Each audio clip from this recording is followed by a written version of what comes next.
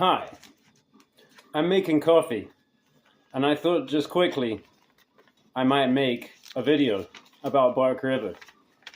My take on the whole Bark River situation, which is absurd because everyone's already made a Bark River video, and who cares that much? Why do we need another Bark River video? Arguably, we do not. However, I might have a slightly different take than what I've been hearing from everyone. So that could be interesting. Did I say I'm making a coffee? I'm making a coffee, by the way.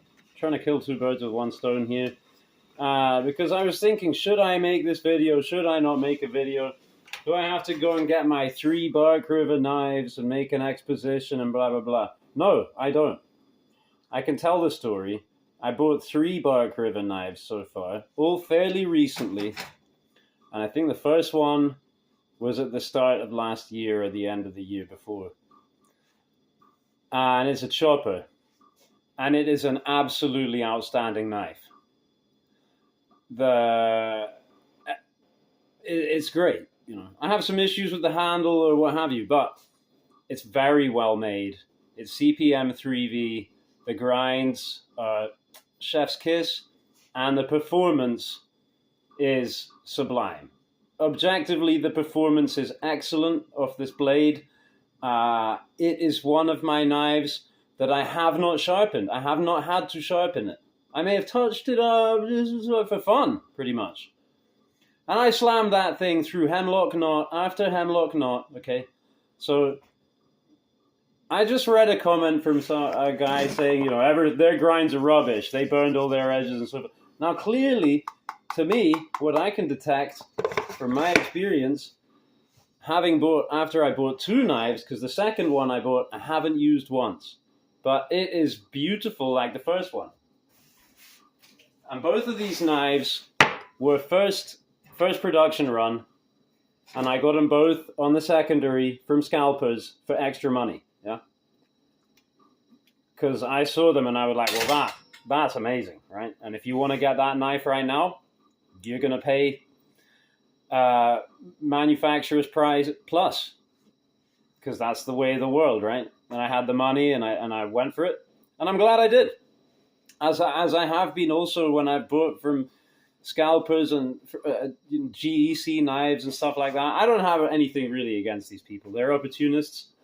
And, I think there are way more dodgy things going on in the market, as evidenced by this whole story. But I don't think that Bark River's big sin, in my opinion, as regards the knife industry, is probably getting caught for doing things that are along the lines of what everybody's doing. I'm sure everybody isn't doing it, but a lot of people are doing that stuff.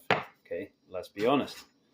And so I watched a CBRX video where, I've heard this from various places, right, that people are saying that the big fraud is buying these blades from China and then badging them as made in USA. But that happens every day in the USA with knife companies, motorcycle companies, you name it.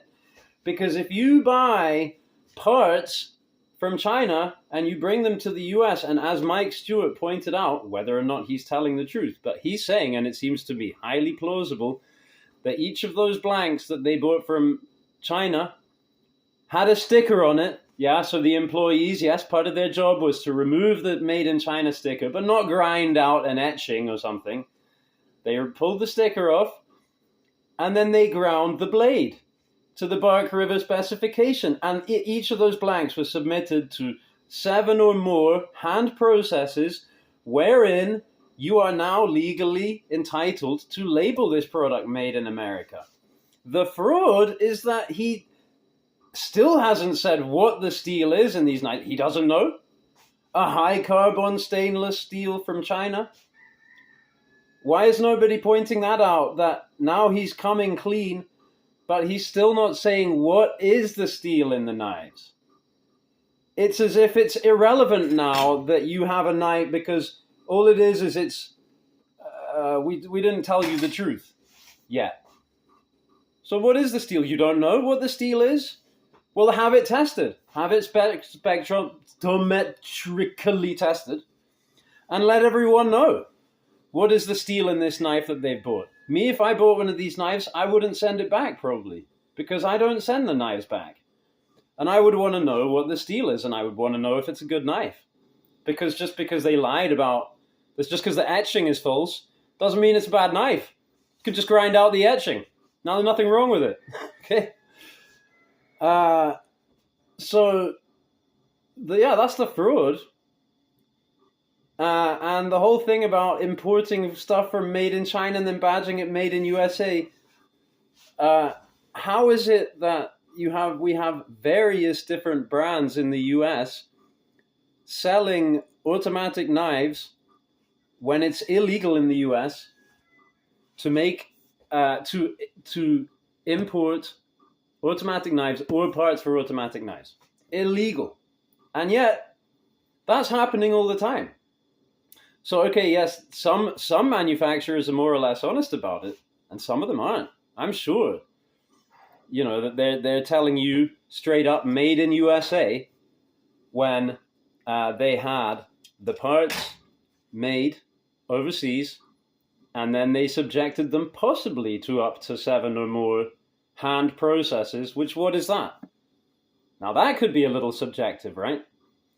Well, each of the scales, right? The knife that we buy these parts, okay? So that's a blade, 2 handle scales, and 4 pieces of hardware, right?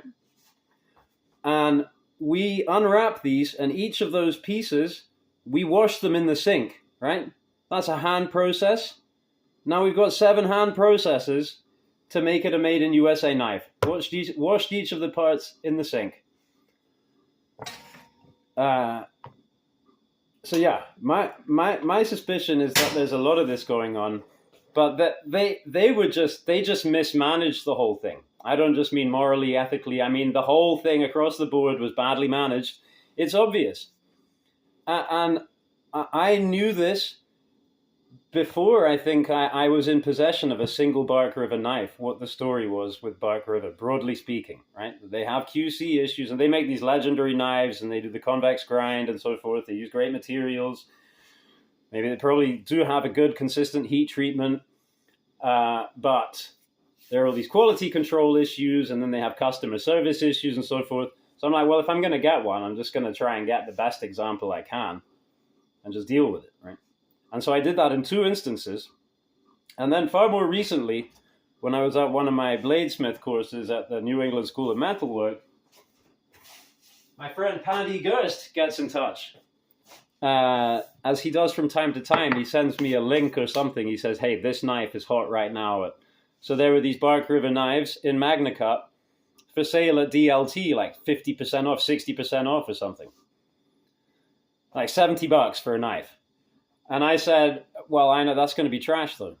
You know, I mean, it'll be nice, but it'll be fit and finish problems. All the grinds will be uneven. The whole thing will be appalling. I can almost guarantee you, because that's what I'm reading everywhere. You know, because you could sell these knives online.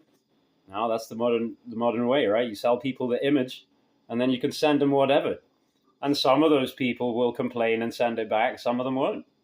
You know, some of them won't even notice. And other people will bitch and moan, but they'll keep it. And so yeah, when Paddy told me about this knife, I was like, well, no, I wouldn't bother because of that, right? And Ted King from the school was standing right next to me listening to the conversation, and Paddy goes, yeah, but it's $70 is a good price for a heat-treated blank of MagnaCut. And Ted was like, you know, he smiled and he nodded. And I'm like, aha. And so later I went and I looked and I picked out one of the knives, and it's beautiful. I mean, it is actually beautiful. You put it on the table in front of you, you look at it, the grinds are nice. The materials, everything, the shape, gorgeous. But the fit and finish is trash. The pins are proud. The handle to blade alignment is off. You know, all kinds of things are off. The plunge grinds are off. The grind looks good. And supposedly it is Magna Carta. Now, would I believe that? I'm skeptical, but I'll test the knife and I'll see, I'll get around to it. But the thing is, I got it out of the box and I'm like, I'm not even going to bother using this. Why would I take out and use a knife where the handle is not aligned to the blade? That's going to piss me off. Because the only bicycle you've got and it's got bent bars, and you ride it with bent bars. But if you've got 10 bikes there, why are you going to pick the one with bent bars? That came with bent bars from the factory, even. All right. Let me have a sip of coffee.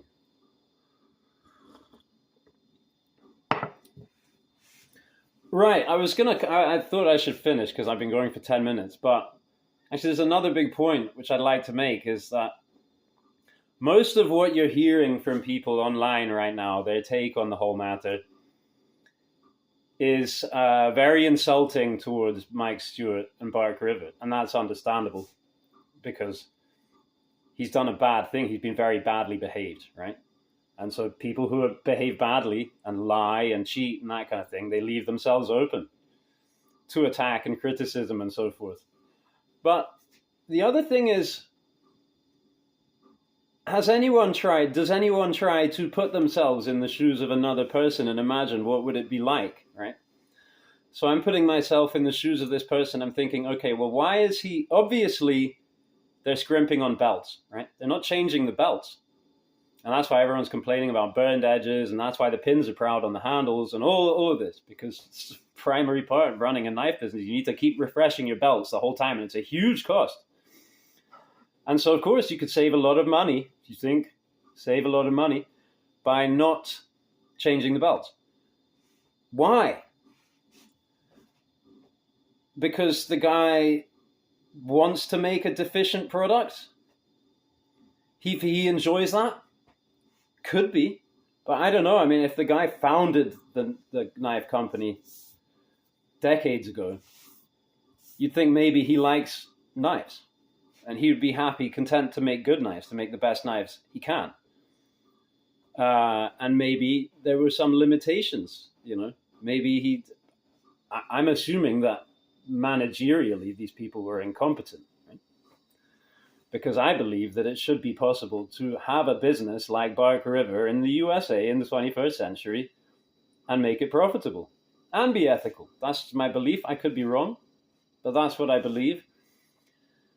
But when people behave unethically in this way, could they ever have reasons that might perhaps serve, so to speak, as an excuse of some kind? Like, well, I needed to pay the bills. I needed to keep the lights on. I needed to pay my employees. I have 70 people who work here and feed their family from what we're doing here. And they're my number one responsibility. For example, I would say that would be an error. That would be erroneous to say that my employees are more important than my customers. But a person who does that, who makes that call, I don't know that you can just say, well, they're just a piece of shit and everything they do is bad. All right? And now I'll leave it there. Thanks for watching.